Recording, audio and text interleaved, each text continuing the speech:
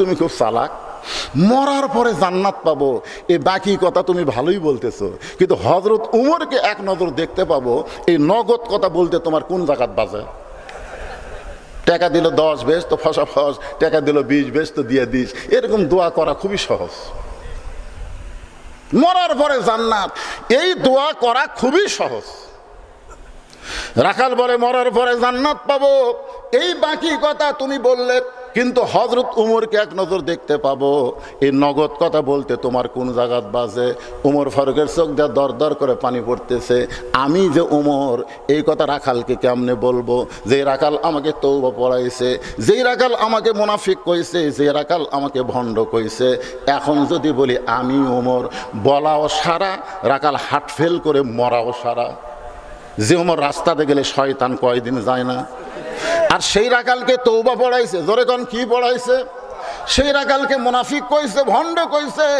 এখন যদি বলে রাখাল তুমি যেই ওমরকে দেখতে চাও, আমি হলাম সেই ওমর, বলাও সারা, রাখালের আর দেখা লাগবে না, রাখাল হার্ট ফেল করে মরাও সারা।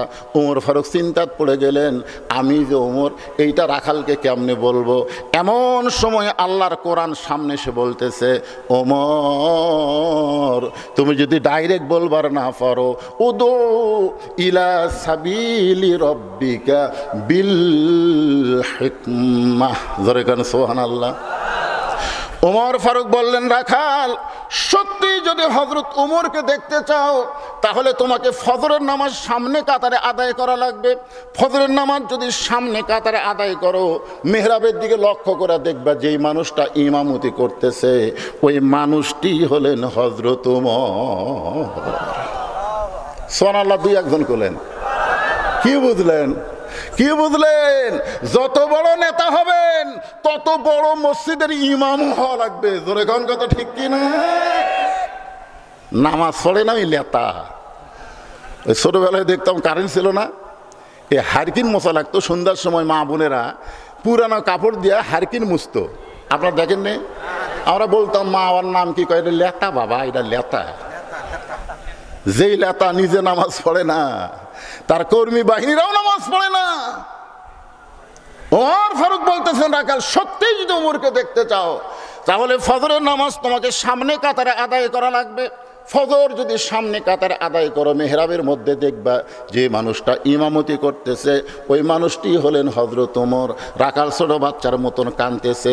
ওমর ফারুক বলে, রাখাল কান্দার কারণ কি? রাখাল বলতেছে, আমি বারান্দাত নামাজ পড়ি, আমি বারান্দায় নামাজ পড়ে আমি মসজিদের ভিতরে ঢোকার সাহস পাই না, কারণ মসজিদের মধ্যে দামি দামি সাহাবী থাকে। ওই দামি দামি সাহাবীর মধ্যে আমি রাখাল কেমনে যাই?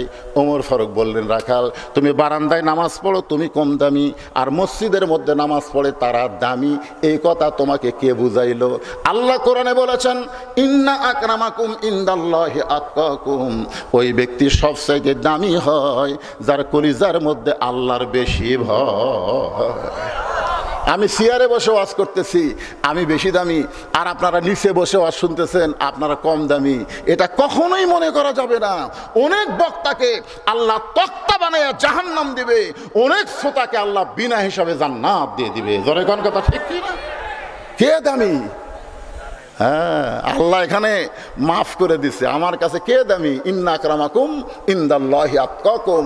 ওই ব্যক্তি সবচাইতে দামি হয় যার কলিজার মধ্যে আল্লাহর বেশি ভয়। ওমর ফারুক বললেন, রাখাল যদি ওমরকে দেখতে চাও, তাহলে ফজরের নামাজ তোমাকে সামনে কাতারে আদায় করা লাগবে। রাখাল বলতেছে, পথিক তাহলে আজকে এশার নামাজের পর আমি আর বাড়িতে যাব না। ওমর ফারুক চমকে বললেন, কেন ভাই? বলে, এশা পড়া যদি বাড়িতে যাই, তাহলে ফজর সামনে কাতারে কেমনে পাই? ওমর ফারুক বললেন, রাখাল তুমি কি 5 ওয়াক্ত নামাজ সম্পর্কে জানো? রাখাল বলে, জানি না। কেন? আমি তো জানি। ওমর ফারুক বললেন, তাহলে বলো তো, আসর মাগরিব এশা তাড়াতাড়ি, আর এশা থেকে ফজর, ফজর থেকে জোহর দেরি, কারণ কি?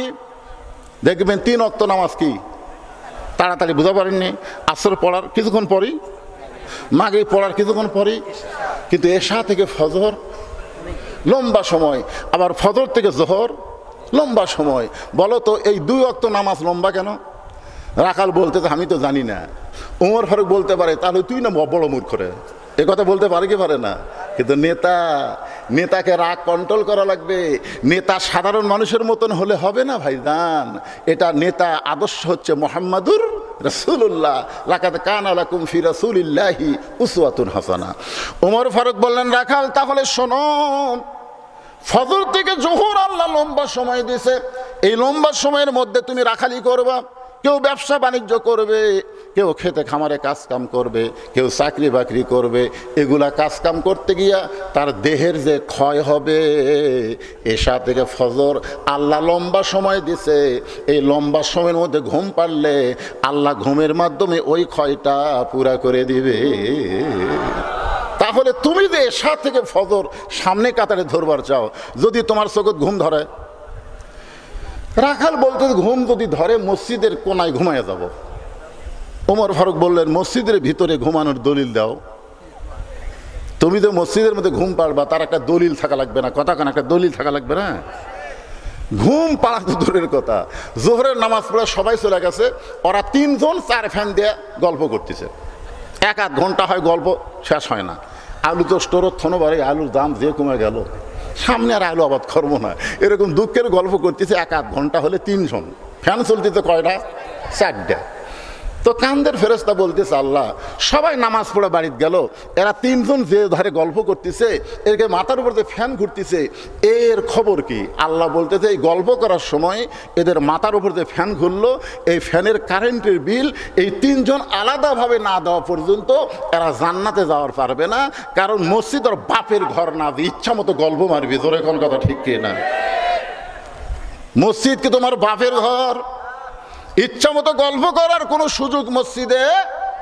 যদি মসজিদে কিছুক্ষণ থাকতে চাও, তাহলে আল্লাহর জিকির আজকার তাসবিহ তাহলিল করা লাগবে। তারপরও আল্লাহ বলেছেন, ফাইজা কুদিয়াতিস সালাহ ফান্তাশিরু ফিল আরদ। ওমর ফারুক বললেন, রাখাল আজানের গুরুত্ব দিও। 5 ওয়াক্ত নামাজের মধ্যে সবচাইতে গুরুত্বপূর্ণ আজান হলো ফজরের আজান। কেরে যুবকরা, ফজরের আজানের মধ্যে যে মুয়াজ্জিন একই শব্দ 2 বার বেশি কয়, অন্য আজানে কয় না, কিন্তু ফজরের আজানে কয়। এটা তোমরা শুনবার পাও? কি কয়? পারো? রাত 1টা পর্যন্ত ফেসবুক চালায়, 1টা পর্যন্ত মোবাইল চালায়, এমন সময় ঘুমায় গেছে। ফজরের আজান যে কোন দিক দিয়ে গেল। আর 2-1টা এমন আছে শীতের কালে, যে ফজরের আজান শুরু হয় ওই আসলে 3.5 হাত, কিন্তু আজান শুরু হওয়ার সাথে সাথে ওই 2.5 হাত। 2.5 হাত মানে ল্যাপ তুলা মাথার উপর দিয়েছে, এখন পাও বাড়াচ্ছে। কী করবি? পাও টানে বুকের কাছে থসে। আপনি বেড়া থেকে জানলা দিয়ে তাকায় দেখেন, মনে হয় চাউলের বস্তা ঠেকা তোসা।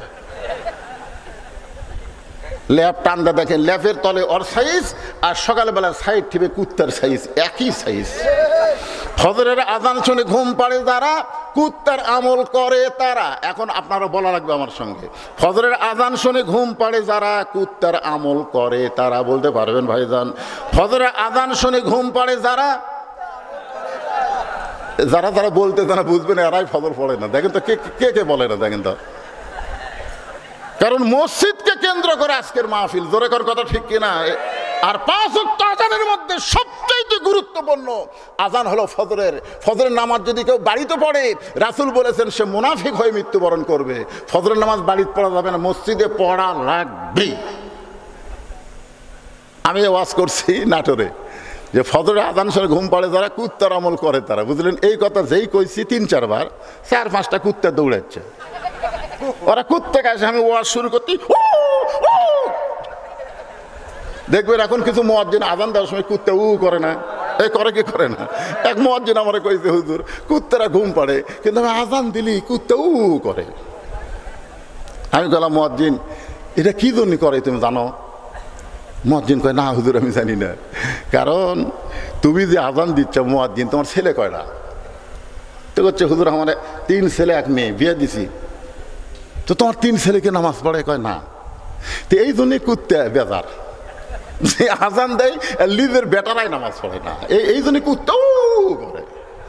তা আমি দেখলাম এই কথা যেই বলছি, ফজরের আজান শুনে ঘুম পাড়ে যারা, কুত্তার আমল করে তারা, 4-5টা কুত্তা আছে, ওরা খালি ভুক ভুক করে, আমাকে আজ যাবারই দেয় না।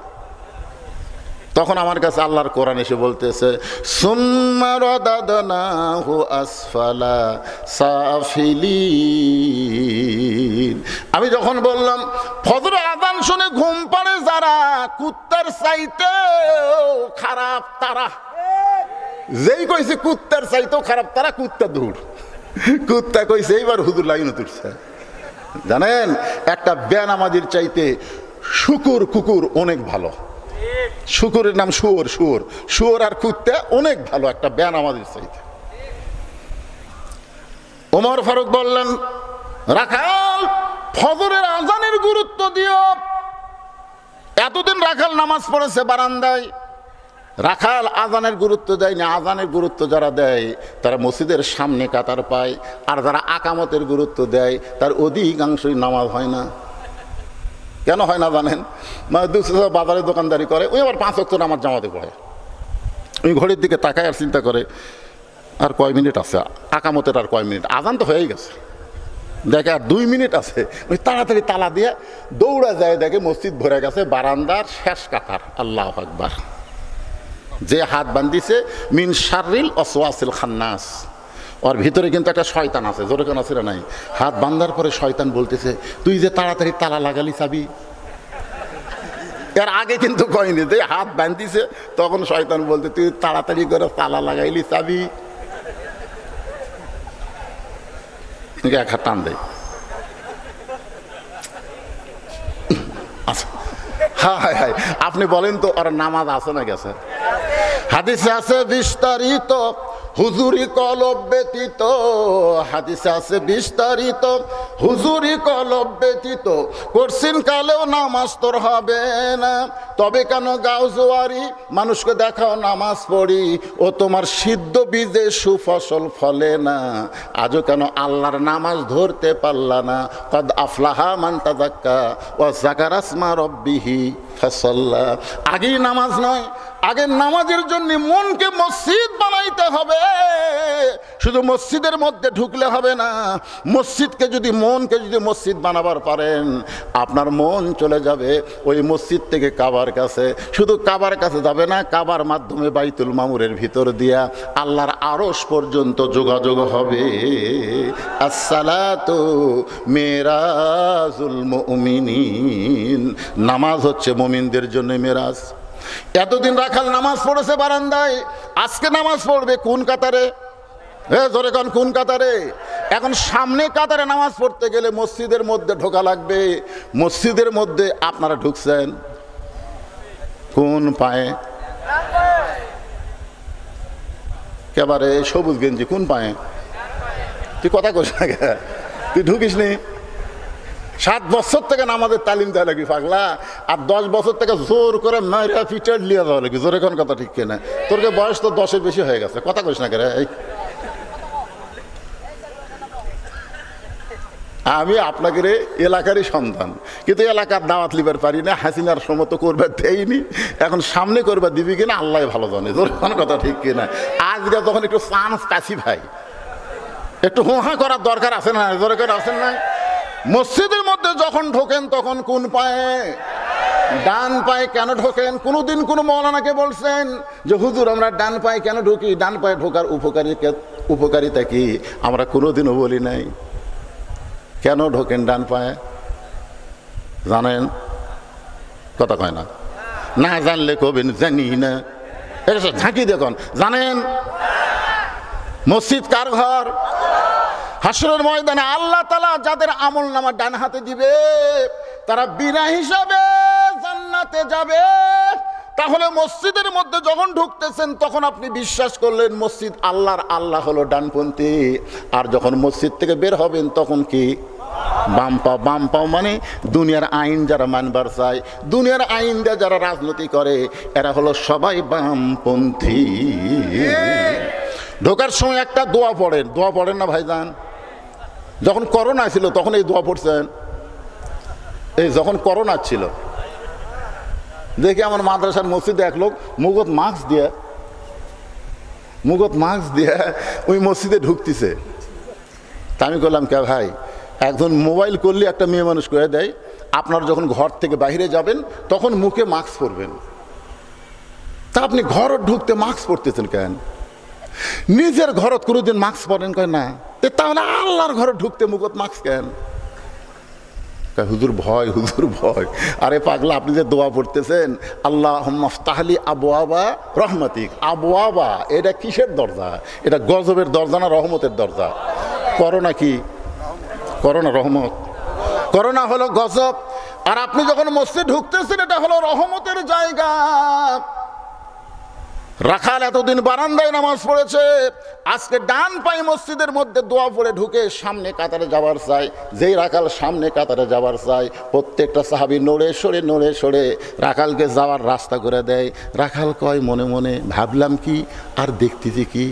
আমি মনে মনে চিন্তা করলাম মসজিদের মধ্যে দামি দামি সাহাবী, কিন্তু ভিতরে ঢুকে দেখতেছি আমিও যা এরাও তাই। এটা ভিতরে না ঢুকলে বোঝা যাবে। আল্লাহর কোরআনের ভিতরে আসেন, ইসলামের ভিতরে আসেন, তখন দেখবেন আওয়ামী লীগ, বিএনপি, জাতীয় পার্টি, জামাত, তাবলিগ, পীর মুরিদি কিছুই থাকবে না। খালি মসজিদের মধ্যে ঢুকে দেখেন তো কোনোদিনকে আপনার নিজের চোখে দেখছেন যে আওয়ামী লীগ সামনে কাতার, বিএনপি দ্বিতীয় কাতার, জাতীয় পার্টি তৃতীয় কাতার, যুদ্ধ অপরাধী জামাত ইসলাম চতুর্থ কাতার কোনোদিন দেখছেন? বরং প্রত্যেকটা মুসল্লি এই বাহিরে কি দল করে এইটা খেয়াল নাই, ভিতরে ঢুকলেই সবাই ভাই ভাই হয়ে কাতারবদ্ধ হয়ে দাঁড়ায়। দরকার কথা ঠিক কিনা? আপনারা যখন বাইরে থাকবেন তখন 20 দল 14 দল থাকবেন, কিন্তু যখনই কোরআনের ভিতরে আসবেন, মসজিদের মধ্যে আসবেন, তখন আর কিন্তু দলাদলি চলবে না। দেখবেন আওয়ামী লীগের কাছে বিএনপি, বিএনপির কাছে জামাত, একের পায়ের গোড়া সোজা করতেছে। আওয়ামী লীগ যদি 4 আঙ্গুল সামনে যায়, জামাত ইসলাম টান দিয়ে বলতেছে লাইন দেখ, লাইন দেখ, সামনে যাস খা। আওয়ামী লীগ যদি কোনার ঘুতে দেয়, তুই আমার টানিস করে, এটা কোনোদিন ঘুতে দিবি? কেন দিবি না? কারণ এমন জায়গা ঢুকেছি ভাই, এখানে কোনো দলাদলি করার সুযোগ নেই। এটা আবার কি স্লিপ দিলেন ভাই জান? আচ্ছা আচ্ছা ঠিক আছে, এটা ভালো কথা, অন্য কোনো ওয়াজের ব্যাপারে না। এই স্যান্ডেল নিয়ে, স্যান্ডেল দেখছেন মাথার মধ্যে স্যান্ডেল নিয়ে যাচ্ছে না? আপনার মাথার দাম বেশি না স্যান্ডেলের দাম বেশি? তো তাহলে আপনাকে মাথার মধ্যে স্যান্ডেল নিয়ে গেল, আপনারা একটা লোক কিছুই বললেন না। আমার মোহাম্মদ আলী ভাই বলতেছে পেশাব লাগছে, আপনি বললেন না? কিসের পোশাক? অনুনাজ্জিলু মিনাল কোরআনি মা হুয়া শিফাউ ওয়া রাহমাতুল লিল মুমিনিন। মুমিনদের জন্য কোরআন যাবতীয় রোগের শিফা হিসাবে আল্লাহ নাজিল করেছে। পেশাব লাগার পরেও এই কোরআনের মহব্বত নিয়ে যারা বসা থাকবে, পেশাব জাতীয় যত ব্যারাম আছে আল্লাহ সব ভালো করে দেবে। আল্লাহ ভালো করবার পারে কি পারে না? সবচাইতে ঘন ঘন পেশাব সারকে হয়, এরকে বউ কিন্তু লাস্টিং পাওয়ার কমা যায়, বলেন না ভাইজান? আমি এর নিচে আর নামলাম না বাবা, কালু রে আর নিচে নামিস না রে। এইটুকুই বললাম, আপনার বুঝা নেবেন, একটু ধৈর্য ধরবেন। ইন্নাল্লাহা মাস সাবিরিন, ধৈর্যশীলদের সঙ্গে কে আছে? মসজিদের মধ্যে ঢুকে রাখাল বলতেছে আল্লাহ, বারান্দা থেকে মনে মনে চিন্তা করলাম আমি হলাম কম দামি, ভিতরে দামি দামি, আর ভিতরে ঢুকে দেখতেছি আমিও যা এরাও তাই। এটা ভিতরে না ঢুকলে বোঝা যায় না। সারাদিন বাইরে ভিক্ষা করে আর জিকির করে বাদশাহ শাহজাহান, বাদশাহ শাহজাহান। সারাদিন বাইরে ভিক্ষা করে আর জিকির করে বাদশাহ শাহজাহান। কিন্তু বইয়ের বুদ্ধি শুনে ফকির একদিন বাদশাহ শাহজাহানের কাছে গিয়ে দেখে বাদশাহ শাহজাহান সিংহাসনে নাই, মসজিদের মধ্যে ঢুকেছে। এবার ফকির মসজিদের কাছে গিয়ে দেখে দরজা বন্ধ, একটা জানলার পাল্লা খোলা। ওই দিক দিয়ে তাকায় দেখতে পায় বাদশাহ শাহজাহান 2 হাত তুলে আল্লাহর কাছে কাঁদতেছে আর বলতেছে, ও বাদশার বাদশাহ, তোমার দরবারে আমি ফকির, আমি ফকির বলে 2 চোখ দিয়ে দর দর করে পানি পড়তেছে। ফকির বলতেছে এতদিন বাহির থেকে বাদশাহ বাদশাহ বলে জিকির করলাম, আজকে ভিতরে ঢুকে দেখি আমিও যা ইও তাই। এটা তো ভিতরে না ঢুকলে বোঝা যাবে না ভাই। বেড়া থাকা প্রধানমন্ত্রী, এমপি বহু কিছু বলতেছেন, একবার ভিতরে ঢুকে দেখেন এসপি সাহেব খাড়া হচ্ছে, সামনে কাতার পুরা হয়নি, আর একজন মুসল্লি লাগবে, আর একটা মুসল্লি হলে সামনে কাতার পুরা হয়। এসপি চিন্তা করে কেউ নাই, তাকে দেখে চৌকিদার খাড়া হয়ে আছে, দরজা চৌকিদার খাড়া হয়ে আছে। এসপি বলতেছে আয় আয়, চৌকিদার বলে না স্যার। এসপি বলে পাগলা, তুই কোন টাকা সার বলতেছিস রে? রে পাগলা, খালি ভিতরে ঢুকে দেখ, তুইও যা তাই, কিসের সার? যতক্ষণ বাইরে থাকবো আমি এসপি, তুই চকিদার। ভিতরে ঢুকলে এসপি চকিদার আমার কাছাই কাছাই, চকিদারের কাছে নিয়ে চকিদার একটু ভয়ে পিছনে থাকে। এসপি বলতেছে আমার পায়ের গোড়ালির সাথে গোড়ালি মিল কর। চকিদার বলতেছে স্যার আমার পায়ের গোড়ালি কিন্তু ফাটা, আপনারটা তেলতেলা আমারটা ফাটা। ফাটা তেলতেলা একত্র হলে যে কী হবি, কারণ স্বামী স্ত্রী ঘুমাতে যায়, স্বামীর পাও ফাটা, বইয়ের পাওত খালি একবার লাগিতে ভাই ঘুমের ঠেলায়। বউ চেতন পায়ে বলতেছে মোহরানা মাফ করে দিলাম, তুমি ল্যাপ পাল্টাও। ধরে কোন কথা ঠিক না, কারণ ফাটা পাও হলো বিলেটের চাইতো ধার। এখন চিন্তা করে দেখেন, এসপি চকিদার কাতারবদ্ধ হয়ে নামাজ পড়তেছে, রাখাল সামনে কাতার মেহরাব বরাবর দাঁড়ায়া, মানে উমরকে যেন ভালোভাবে দেখা যায় এই নিয়তের সামনে কাতারি মেহরাব দাঁড়ায়া রাখাল 2 রাকাত সুন্নত নামাজ আদায় করলেন। ফজর